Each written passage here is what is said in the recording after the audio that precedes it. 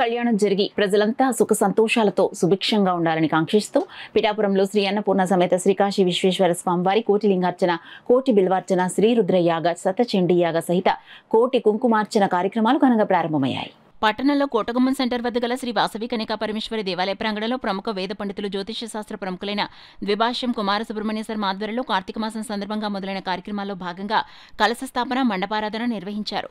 అలాగే మహాన్యాస పారాయణ చేశారు. ఈ సందర్భంగా ద్విభాష్యం కుమార సుబ్రహ్మణ్య శర్మ మీడియాతో మాట్లాడారు. కోటి బిల్వార్చన, రుద్రయాగం, శతచండీ యాగం ఈ కార్యక్రమాలన్నీ కూడా ఈరోజు ఈ కార్యక్రమాలకి కలశ స్థాపన జరిగింది.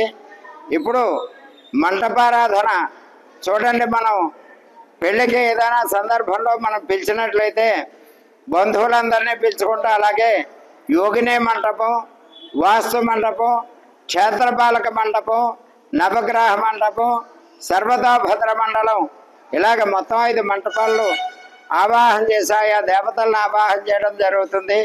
కలశ స్థాపనతో కోటిలింగార్చనకి సంకల్పం జరిగింది. ఇప్పుడు అదిగో పార్వతీ పరమేశ్వరులు మన అందరికీ పూజ నిమిత్తం ఇక్కడ వేదిక మీద ఏర్పాటు చేయడం జరిగింది. అందరూ కూడా చూసి ధరించండి. రేపటి నుంచి ఉదయం 8 గంటల నుండి రాత్రి 8 గంటల వరకు కూడా పూజా కార్యక్రమాలు మనం ప్రకటించిన ప్రకారం అన్నీ కూడా జరుగుతాయి.